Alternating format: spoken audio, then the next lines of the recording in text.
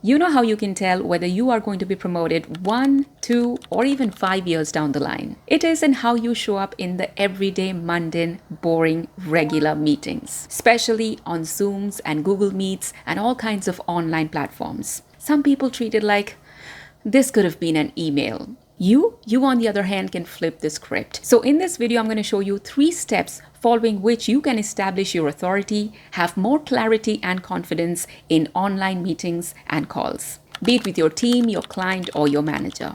Before I dive into it, why don't you subscribe to this channel? My name is Rai. I'm a media professional who helps other professionals improve their communication skills and boost their career. So we're going to do this in 3 steps. What can you do before the meeting starts? Let me tell you a little psychological trick. You know when you go to a birthday party and you buy a gift? If you are attending the birthday party of a very rich person, you will be buying a more expensive gift. But if you're going to the birthday party of a not so well-off person, you will tend to cheapen down and buy a less expensive gift, isn't it? That is the psychology we're going to use here. So you have to understand the organization or the client is going to consider more money for you if you show them that your standards are already high. And the way to do that is the way you look on your Zoom calls and your online calls. And here is where most people go wrong because they focus a lot on themselves. They brush their hair, they put on a coat. But it's not just personal grooming. You also have to look at your background. And some people do take it seriously. They get a clean wall, they put a plant, they put a bookshelf. But if you really want to be a notch above the rest, you gotta do a little more.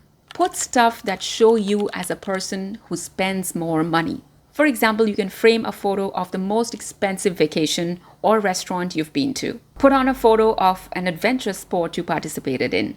Maybe put on some certificates for some interesting hobby classes you've taken. If you like collecting certain things, you can put those on a shelf. And yes, of course, you can put a lot of books, but curate them.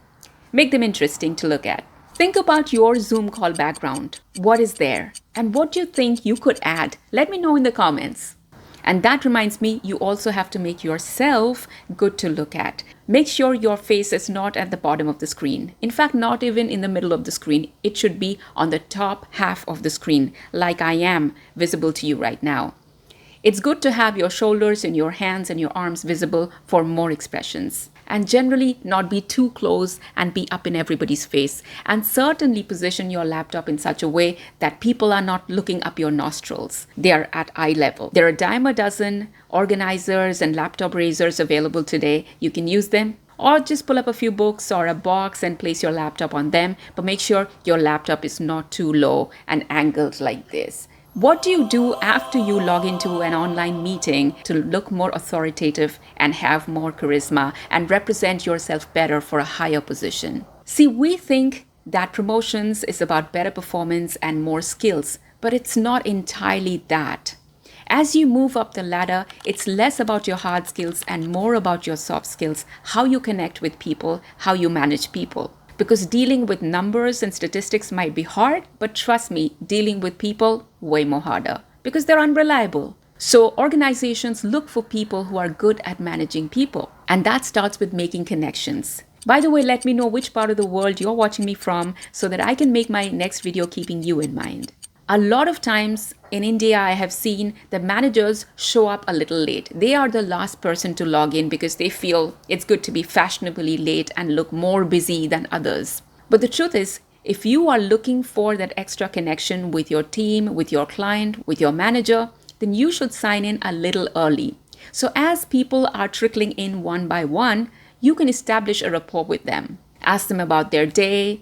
Ask them about something in the background of their Zoom call. That also relaxes people, so next time you ask a question at the meeting, they will not be hesitant to talk to you. And technically, that's how you can establish more authority, more command, and show yourself as a leader even before the meeting has gone into full swing. But what do you do once the meeting is in full swing? But before that, subscribe to this channel so you can keep up with all our interesting videos about workplace communication skills that help you get ahead. Here's what you do when your Zoom meetings or Google Meet meetings are in full swing and a whole lot of exchanges going on. How do you make your presence felt? How do you rise above the others? You don't have to cut people. You don't have to push yourself in. What you really have to do is be prepared for all the cross questions. I remember a long time ago, I was hosting this radio show and we were interviewing the head of a mobile company. They had just launched in the city and they were talking about their new product. And I asked him, all the mobile networks look and sound exactly the same to me. They're also priced at exactly the same price point. So how do you plan to get ahead? How do you plan to break into the market? I think it was Vodafone.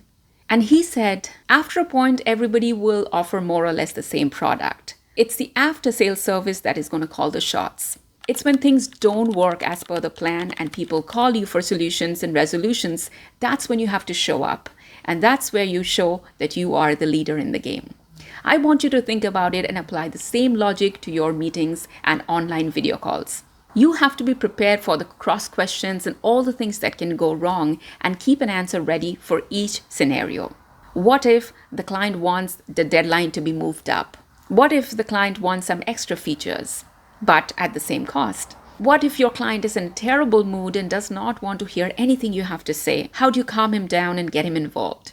What if a certain thing has gone wrong and now you are answerable why it went wrong? How do you answer that? So if you're prepared for all these negative situations, that's where you're going to truly shine as the leader. And honestly, these are usually very predictable questions, but we just don't take the time to prepare an answer. But if you do, you're definitely going to leave a mark that is going to work in your favor at the time of the promotion. This is, by the way, your last call to subscribe to the channel, so please do. I've already given you 3 ways how you can improve your presence and authority in online meetings, but there's one more very simple thing you can do at the end of every meeting. While people are wrapping it up, repeat what you concluded, but with a very strict timeline. Who is going to do it and by what time? Not tomorrow. What time tomorrow?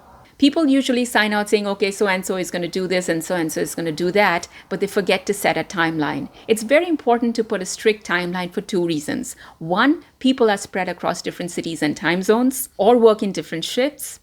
And number 2, a lot of times people are too scared or are too people-pleasing and they end up saying yes to a timeline or a deadline they will not be able to adhere to. So ask them repeatedly, are you sure? Because if you're not, we can look at an alternative timeline, but tell me what you're comfortable with. And say it in conclusion so that that's the last thing people remember you saying. So in conclusion, here are the 3 things you can do in order to establish your authority and leadership skills in everyday mundane Zoom calls and online meetings, so you are considered for a higher leadership position. Number 1, look good in the Zoom calls. Not only by the way you look, but even how your background looks and how the lighting is. Number 2, log in early and chit-chat with people as they are logging in too. This will help you build some extra rapport, which is going to help in the long run with your people skills. Number 3, prepare for all kinds of negative questions, cross questions, things going wrong, all kinds of blame being assigned on you, and figure out a way to handle them more professionally without getting defensive. Be solution-minded. And as a bonus, while signing out, talk about the turnaround time. By the way, it's only when you like and subscribe that people get to know that this video is worth watching. So do give it a like and subscribe if you found some value. Let me know in the comments which one of these points you find the most practical and something you can actually apply at your workplace. And I will see you in the next video.